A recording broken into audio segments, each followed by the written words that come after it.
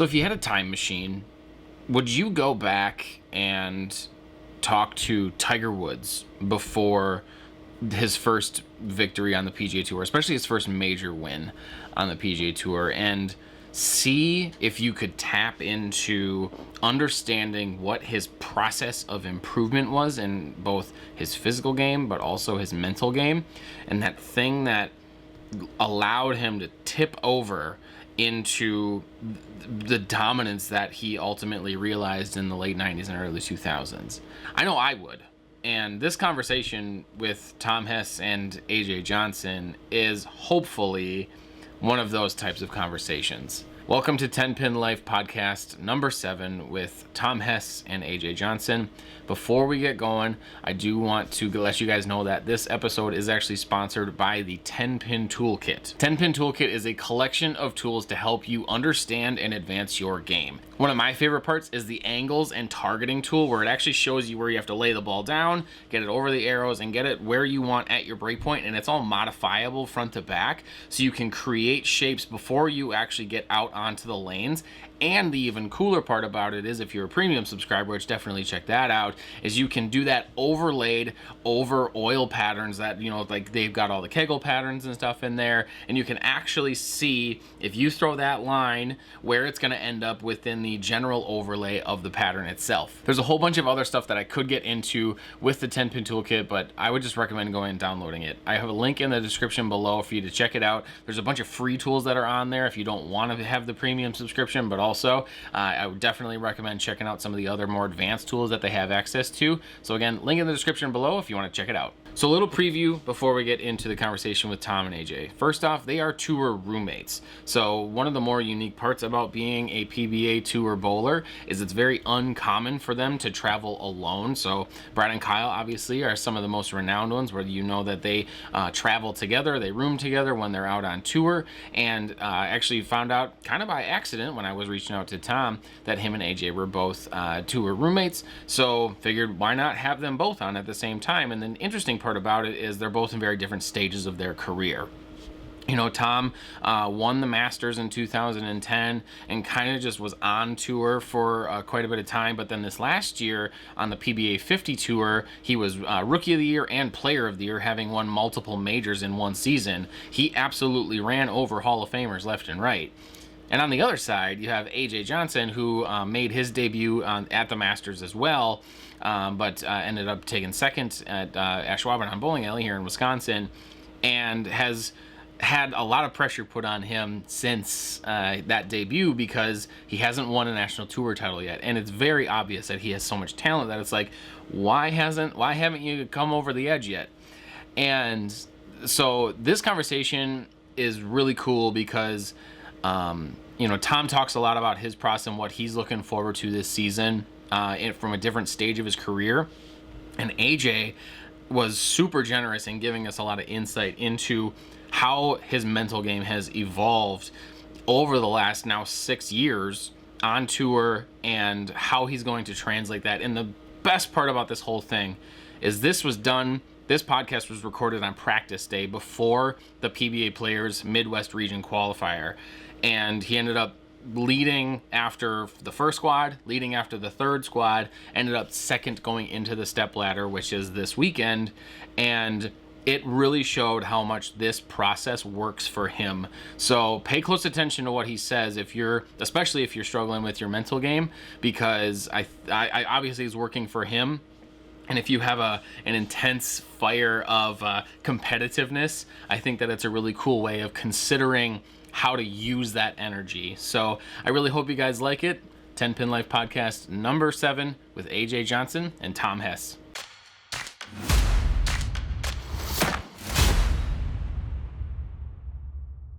Funny story. There's going to be, 75 guys bowling this tournament? 60. 60? Of the 60, you two are the only two that I've ever actually bowled against. You probably don't even know that, but I bowled with you at the Yonan 5 years ago. Wow. Wow. When you led qualifying by a ton. And then we bowled lacrosse open together a couple times, too. I think we actually crossed together one year, which was pretty cool. But thank you guys for joining me. You're very welcome. Just for going to having take a us. little bit of time. Yeah. So 10-pin life, this is a brand new thing for you guys. It's a brand new thing for a lot of people. Honestly, it's pretty new to me too. But the idea behind these conversations that we're going to be doing with guys like yourself is essentially, what does it take to live a life on tour? What does it take to live a quote-unquote 10-pin life? AJ, you've been doing it for a lot less time than Tom has, but you guys are roommates. And I was like, well, clearly this works out pretty well. He just said you were older than me. It's just more experience. Is he lying? Is he lying? Is he lying? So I guess to start, like, when you have to explain this to people that you guys meet just, in passing or whatever, and you say what you do, how do you explain the career of being a professional bowler?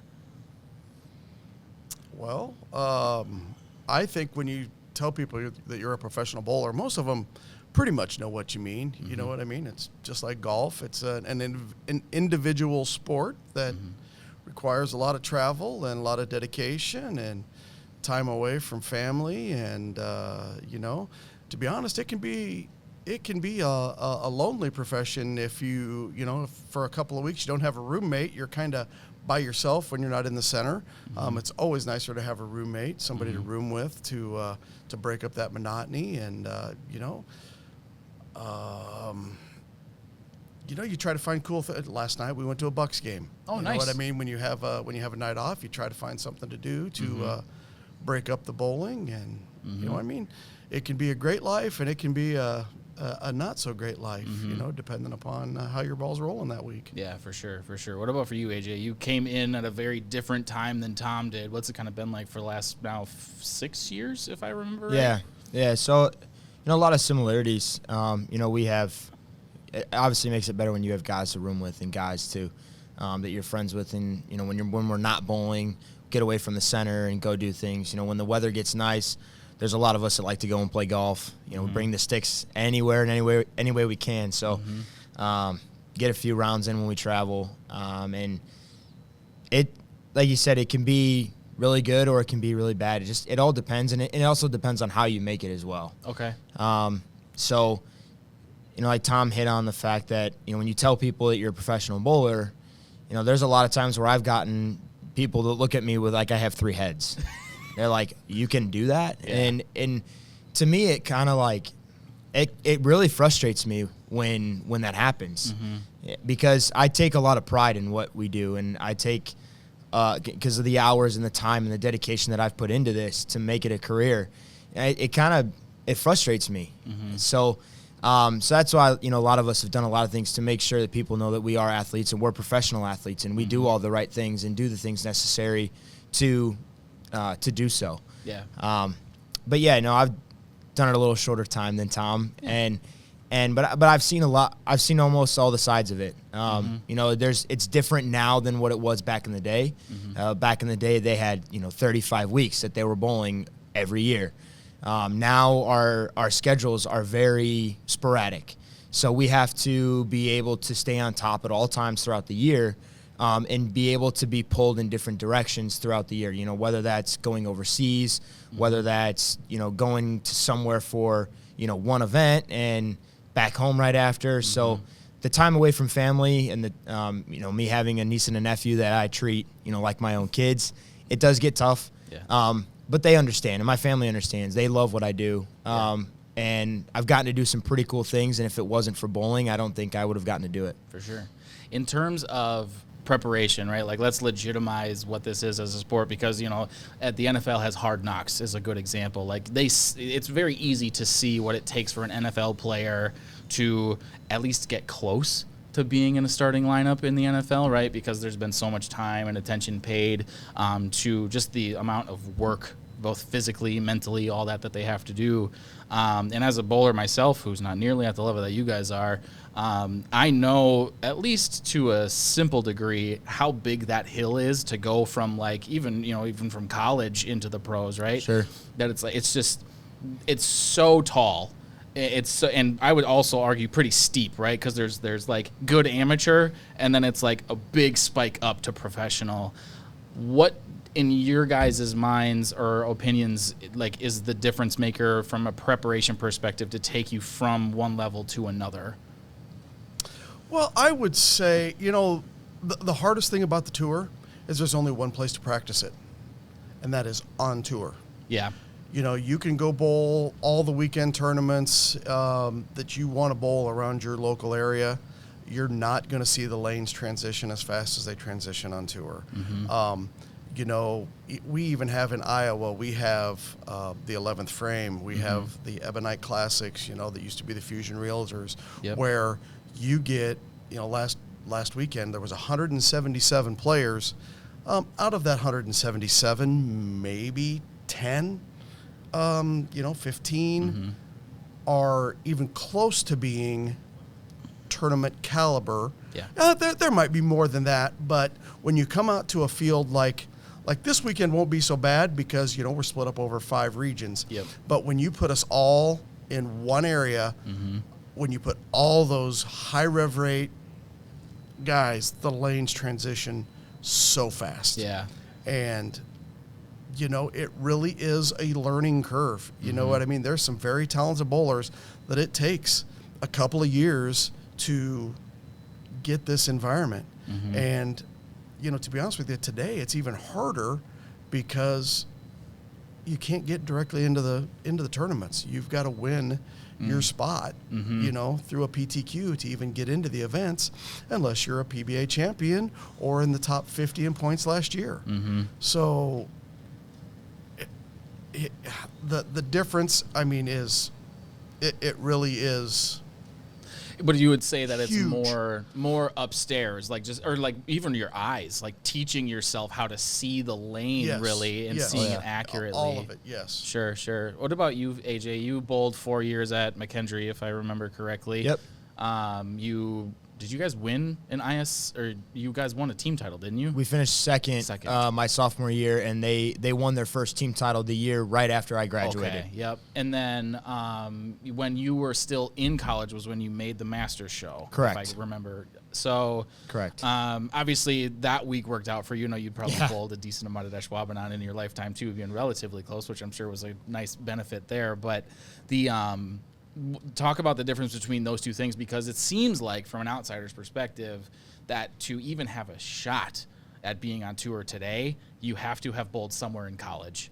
Sure. What was that kind of like for you? What did you kind of learn in college that applied? What didn't apply?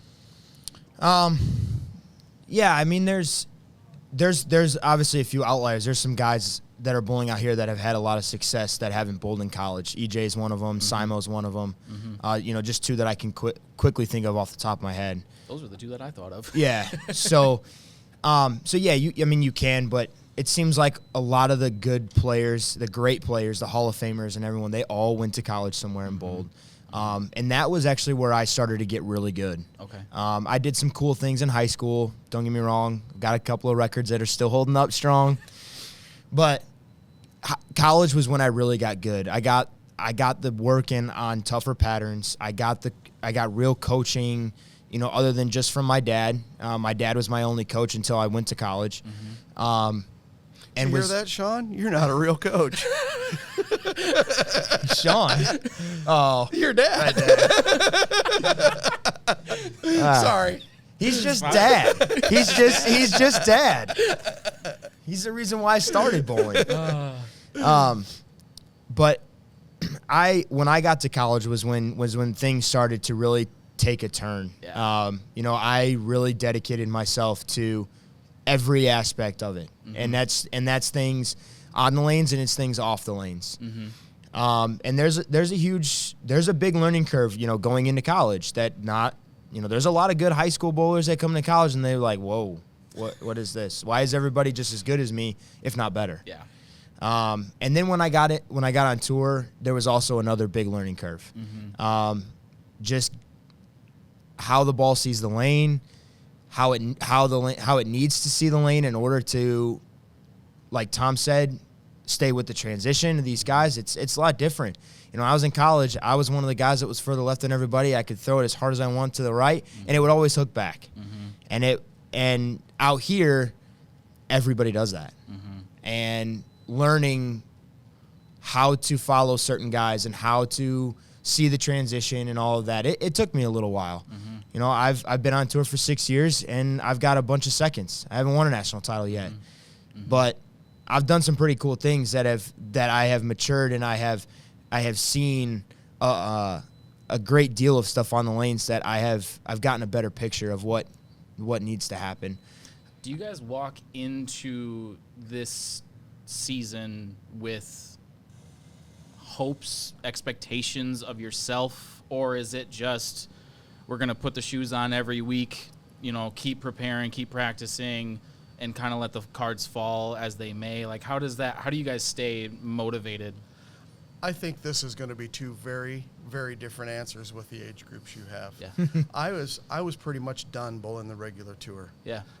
Last year, I had an event where I thought I bowled about as good as I could bowl. Thought I was in, you know, one of them times when I was in control of the lane, making all the right moves. In the first 3 blocks, I had 2 bad games, which is going to happen. And I look up and I'm in 25th. After, you know, and I'm like, what are you doing out here? I was 50 years old, had another tour to get ready for. Yeah. So decided right then and there, I went ahead. I'd already signed up for the World Series. I bowled the World Series, and I was done. I didn't bowl anything else. I got ready for the senior tour. As everybody probably knows. Yeah, you had a hell of a senior tour. Had a breakout. You know what I mean? Did you? I had a career year. Is it? You know what I mean? That's the year that I had on the senior tour is what you dream of when you're driving them 500, 600, 700, 800 miles to bowling tournaments. Yeah. I mean, that's what everybody dreams about. So that, you know, gave me a new confidence. Do I think I can win on the regular tour? Yes. Do I expect to win on the regular tour? I'm going to say no. I'm going to go out this year, for me, as long as this is fun. Yeah, for sure. I mean, I don't even need to cash checks. I don't need to make shows. I mean, if it's fun, I'm going to stay out here and try to have another dream week, you know? And then you look at a guy like AJ, you know, half my age, probably a little bit less than half my age, up and comer. As he said, you know, I mean, he's done everything out here but win. And so his drive and desire are a little bit different than mine. Is it win? It's 100%. Yeah. You know, but that's for me. I spent a good time up before the season started with a few people that to kind of give me a better perspective on things. You know, because that's always the goal. You don't have to remind yourself that, especially you know, at my age and my generation. Tom has obviously done some things. This past year for him was incredible. So it's different for him. For me, there's, you know, I spent a week, you know, with a coach, with Mark Baker, and we talked for a while. I'm starting now is these last 6 years, their practice. Nice. Yeah. I got good practice in. Yeah. And now it's a different mindset. It's a different perspective, different things going forward. Obviously, that goal is always there because I feel like I am one of the best, and should be in a different spot than where I'm currently at in the big picture. So yeah, I mean that's first and foremost. But how I get there is 100% a different perspective than what it was before. Before I was just like, I need to win, because I was tired of listening about it. Now I don't really care what anybody else thinks. I don't care what anyone else says. Yeah. I have a different perspective on how I'm going to get there, and I really like the direction and the perspective that I have going forward. That's awesome. That's awesome to hear. Yeah, it's what is it? 80% of bowling is mental, and 20% is physical. Yes, a lot of us. It's about 90%. Yeah. Yeah. When you get to this level. When you get out here, everybody's physically gifted. Yeah. I mean, you don't get to this level and be on top of this level without being physically gifted. It's how you can handle all of the. I mean, you know, the ups and downs. Our sport is the only thing where you can do everything exactly right and not get rewarded. You know what I mean? You do everything you want to do. You can stone that 8, stone that 9. You know what I mean? You line up a 4-foot putt in golf and hit it right in the middle of the cup. it's probably going right in the middle of the probably cup. gonna You go know what I in, mean? yeah. It's less likely to happen in that other sport. You know, Right. so. And I think what we talked about before too is when we get to this level, there's a lot of people that don't see the things that go on during the week. They see the shows. Yeah. They see a little bit of, match play and things like that if they're watching on the live stream, but they don't see a lot of the other stuff. And so I don't think we've ever done a really good job of separating amateur to professional as a sport. I don't think we have. Yeah. There's a clear defined line in golf. And Yes. we use golf a lot Yeah, that's as fair a comparison. comparison. Correct.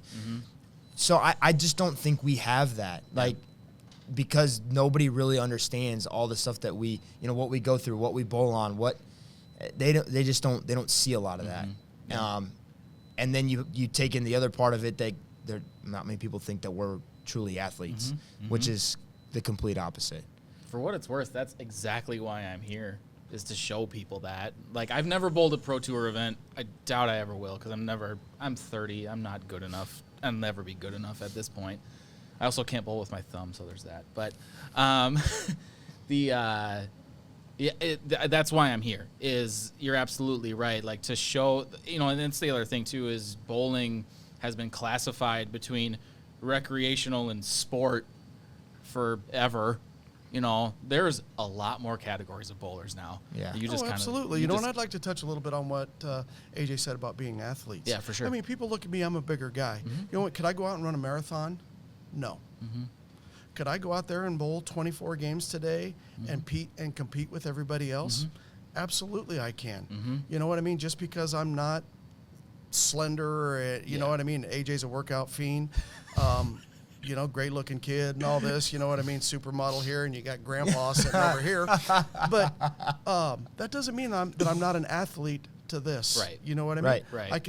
You know what I mean? Let's talk. I can hit a softball. I can hit a golf ball. You want to try to tackle me? No. Nope. You want to let me block you? I played You know what football I mean? and I'm good. You know what I mean? Good. You know what I mean? So Try to avoid guys. Yeah. And you see it all the time when some of these other athletes, 6'4", 250-pound football players come out and bowl. Their hand hurts, their legs hurt. I mean, it's a sport. It is. I was just going to say, there are elite athletes from other sports that come and try and bowl.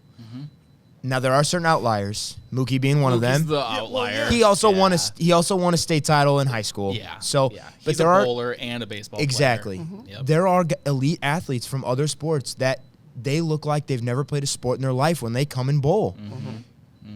And I mean, my brother-in-law played college level baseball. He throws a bowling ball for 2 games. And he's like, "Oh, my bicep is so sore. It hurts to pick up things." I'm like, "Dude, 2 games isn't even a warm up for us." Right. Like, I haven't even started yet. yeah. Yeah, wait till you're 52. Yeah. So, as I'm trying to stick to my timelines here, I have one other thing, and this is actually something that I've done in other contexts. If you had to give a piece of advice to yourself going into this season, this event, whatever it is, what is the piece of advice that you would give to yourself? For me, this year, it's one frame at a time, stick to my process, and have fun. Like I said, for the longest time, it was a decade ago when I won. There was some things that happened, some comments made that I took offensive, about being a one-hit wonder.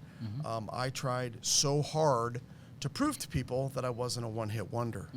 And that hurt, Now, granted, what I did last year was on a different tour, but, man, I beat Hall of Famers every week, and I'm finally over the one-hit wonder thing. So now it's, man, let me just go show these people what I am and what I can do, and if it happens, great. Yeah. If it doesn't, it happens. Right. Sorry about the language. No, you're fine. You're fine. That's- This is we're all. Absolutely. I've seen some of his 100%. TikToks when he bowls league. He lets it fly. He lets it fly. He'd be my kind of guy if he lets it fly.